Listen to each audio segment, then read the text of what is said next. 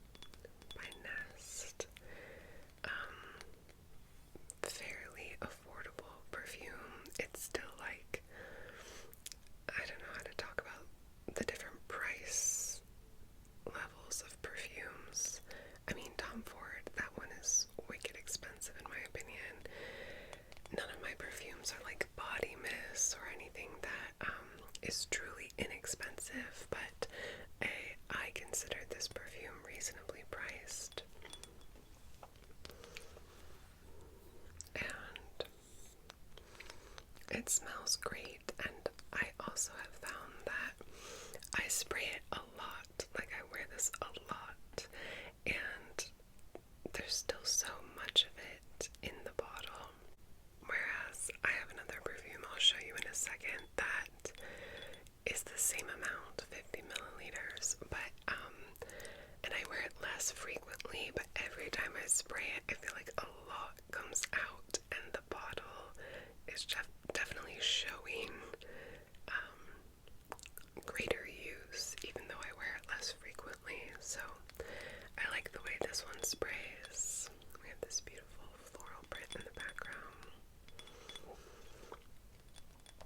So they say about this one that it blends the sensuality of Japanese violet and Indonesian jasmine with the richness of, guess, you can just guess, with the richness of patchouli and the freshness of pink peppercorn. Black amber plum and black cherry bring a dark fruity accord to create a sultry fragrance. And they say also that the inspiration for this scent began during a cruise along the Black Sea. We should all be so lucky. Where one of the founders of this company, she was on this cruise, and she got the inspiration for this perfume while she was eating black cherries and dark plums that she discovered in a Turkish market. So that's Black Tulip by Nest. I mean, you can see there's quite a lot of it left. So it's another floral scent. I don't really consider myself a big florals person, but if I find the right floral scent that's dark and like a little moody, a little warm or spicy, then I definitely will bite. Alright. Next is a scent that was a Christmas gift, I think, from my sister. I had never smelled this scent before, so it's not like I asked for it. But she really likes indie perfume companies, and I know of a few through her. And she had received a selection of their scents, like samples. And this one reminded her of me, so she got it for my birthday or for Christmas. I don't know, because my birthday is around Christmas. Anyway, she got it a few years ago, and I do really like it. We're gonna get into it, but what I'm trying to say is that I wear it when I'm in a certain mood, and because of that, it's lasted a long time. And just recently, like just this past month, I thought I'm gonna repurchase this one. I don't wear it every day. It's not an everyday kind of scent for me, but I really like it. I have strong memory association with it now. And so I went to buy it, and they stopped selling it. They stopped selling it this August, and I didn't know, so I'm a little bummed about that, but I still have a good amount in here. What perfume is this, Mauve? That was a big lead up. That perfume would be this one. Bird, Mountain, and a Frame. This is called Oh Unknown by a small perfumery, small company called Imaginary Authors. You can see IA there on the top. So all their perfumes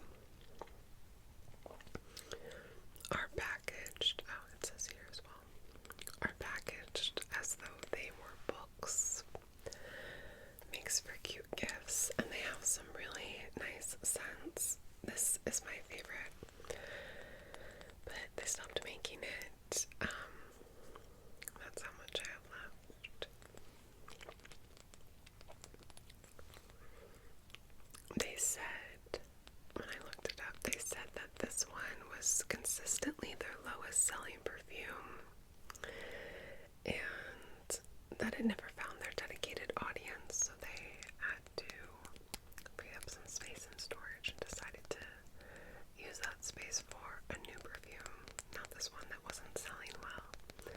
But they also said maybe they'll bring it back one day. We'll see. So, the notes in this one are black tea,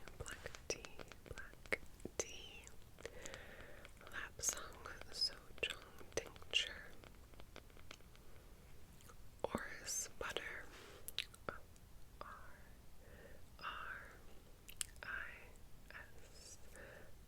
I have no idea what that is, to be honest. Kyoto moss, musk, balsam, and sandalwood. And also like a mystery ingredient, which this is the only one of their perfumes that has that on it, so it's not just a gimmick, there really is some mystery ingredient in here. And I was trying to think of how to describe to you how this one smells. It's a unisex scent, although I think every scent is a unisex scent, really. But it's definitely got strength to it, and the musk is fairly pronounced. So I would say this is maybe two of my scents feel really unisex, and this is the most unisex of them. To me, it smells like tea time. They say on their site, tea time on a train. I think it definitely smells like tea because of the black tea. It smells like a used bookstore, like walking into a used bookstore on a rainy day. It smells like ink, like fresh ink on paper, like linen, like nice, like thick, fancy pressed paper, like Japanese botanical gardens, and also to me kind of like fall when the leaves are changing and getting crispy. Yeah. So it's a little heavier than my other scents, which is why I don't wear it every day. But sometimes I really get in the mood to wear this. Especially, I think I would say I wear it when it's cold out and raining. Yeah. So, we'll see if they bring it back. In the meantime, I'll just use it sparingly. Okay. Then we have a perfume that's kind of a transitional one for me in terms of it can be worn really in any season. It was a Christmas gift from my partner. It's one that I picked out, or like we were in a shop together. He saw me smelling them, asked which one was my favorite, and I said I really, really liked this one. So then that Christmas he got it for me. This is from a company called A&N Other. And they used to just call them by what year it was made. This is OR 2018, but I was on their site the other day and it looks like they're starting to give their perfumes actual names here and there. So if you're looking for this one, I believe they now call it Tango Americano or something like that. So the site copy reads, a dreamy blend of the exotic and the familiar. This exceptional perfume, oh yeah, and this like has a magnetic closure, which is really nice. I'm getting distracted, but actually I want to say something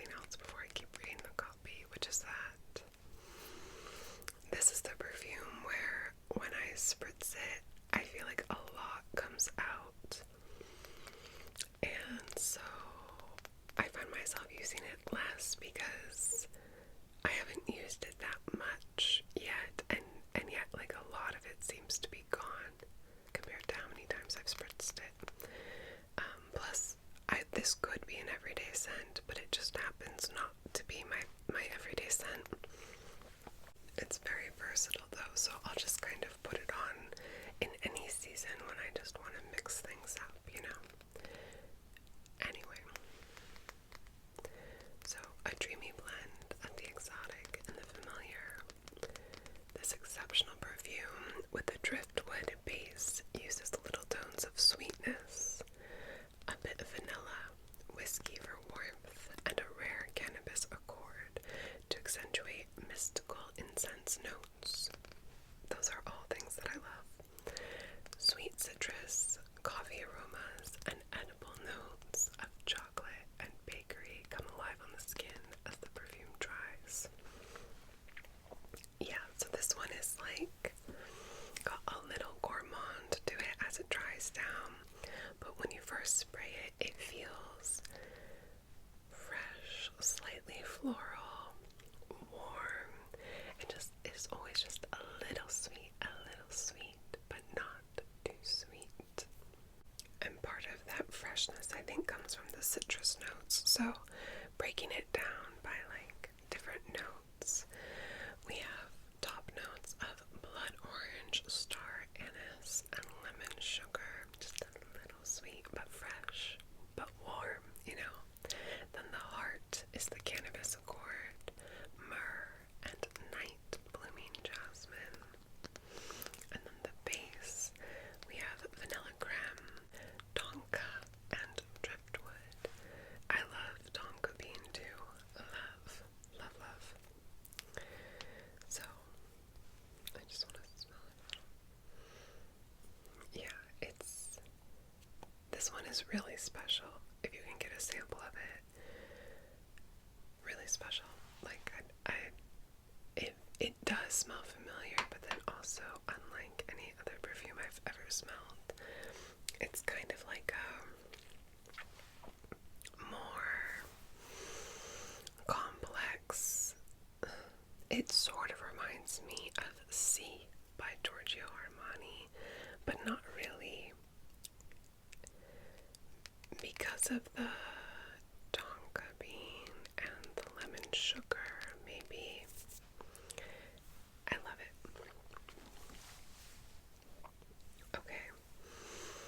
Then another sort of seasonal, transitional, can do anything scent that I don't wear very often anymore. It's more just when I want to, like I said before, like mix things up.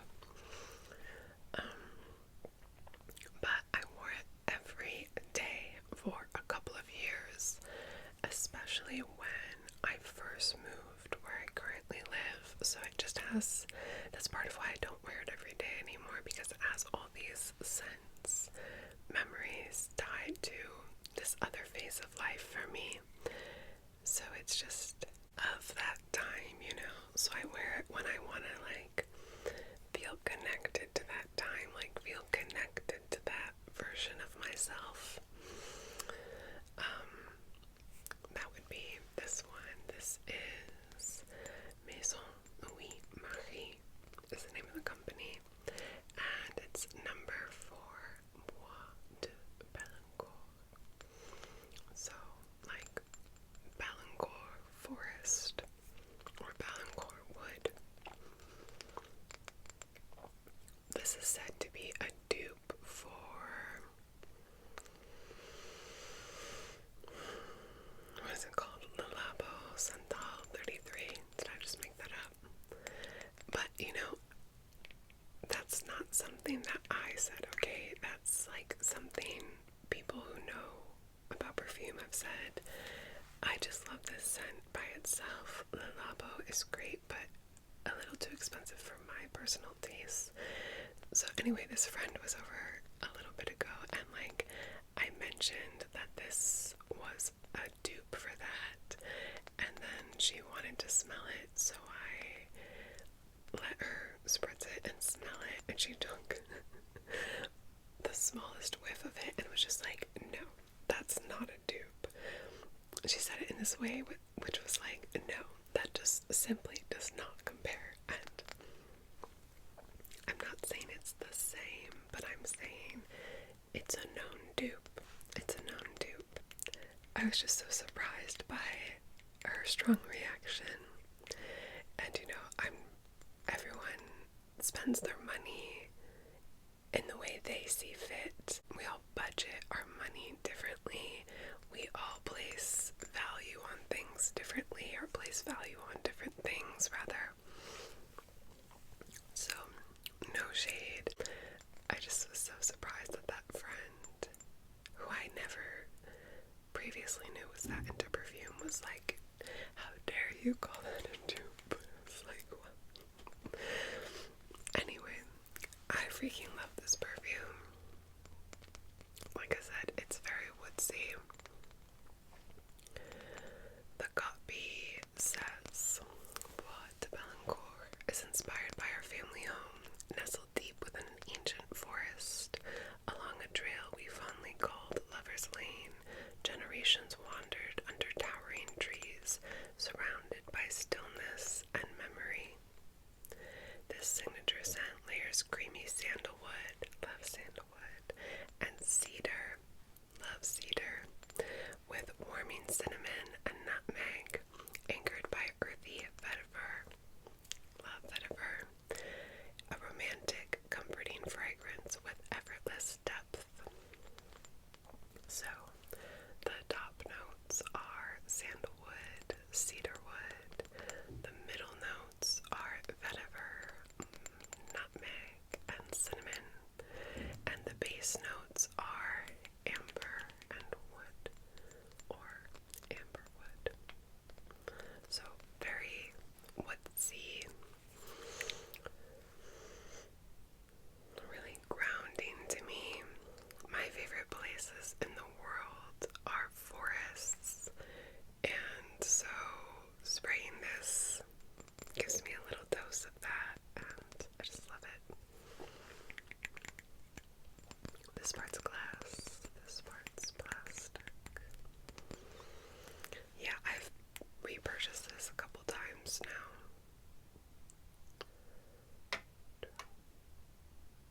Okay, finally, I'm gonna share with you my most recent scent, a scent I love, and also the scent that most breaks the mold in terms of what I typically like. I'm not a big fruity person, floral person, like high romance scent kind of person, not a big spring person. However, I was in a store and tried this scent on my wrist a few times, having been to the store more than once, and I just fell in love with it. I was not ever gonna buy this for myself because it's pricey, and this one, Black Orchid, is pricier than this one, which I'll get into. It's called Rose Struck, but this one is more my typical preference, like my typical scent profile. So I would repurchase this one. I will repurchase it when I get through it, but I do also use it sparingly, like I said, for special occasions and the like. This one, on the other hand, is also expensive. Not as expensive as Tom Ford, but pretty pricey. You know what? I just looked it up, and actually these are the same price for 50 milliliters, more or less, like give or take $10. Anyway, like I said, Tom Ford is my typical vibe, so I will repurchase that one.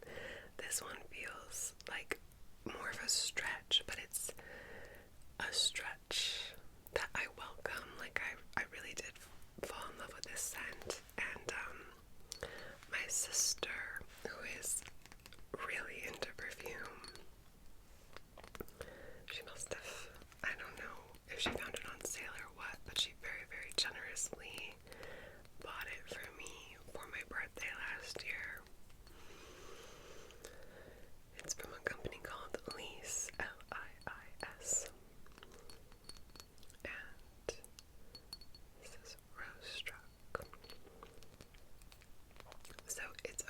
rose perfume, which sounds very grandmothery and should be, but it's not. It's somehow exactly what it sounds like, a lot of rose.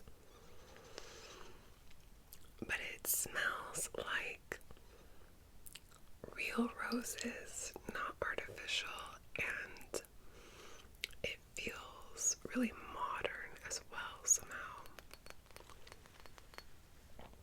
So, on the site it says, inspired by flowers frozen in ice and dramatic winter skies transforming into spring, a fleeting moment captured in scent, a study in contrasts and impermanence, a modern reimagined rose. Notes of cassis, tangerine, matcha tea,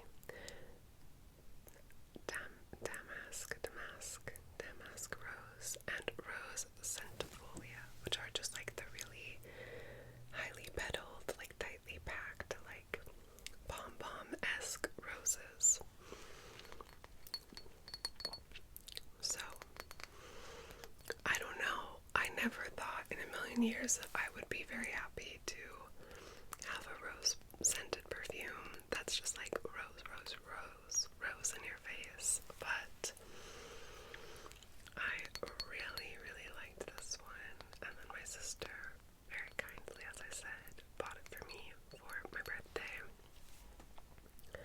I think actually, I mean, the website copy, it's all marketing, but I do actually think that the copy captures what is so beautiful about this scent, which is that it feels like one foot in spring, one foot in winter. There is like a winteriness to it, like flowers frozen in ice, dramatic winter skies transforming into spring. Like, that is how this feels.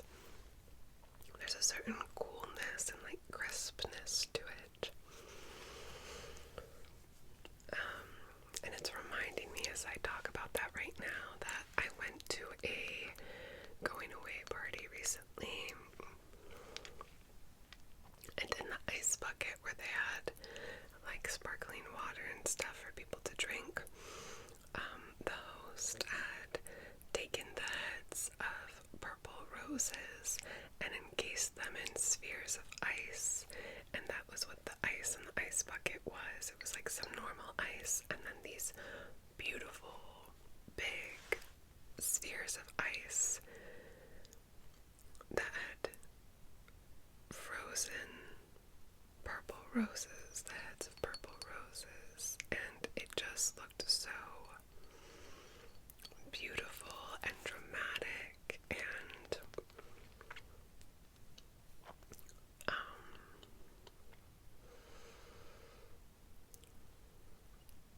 luxe somehow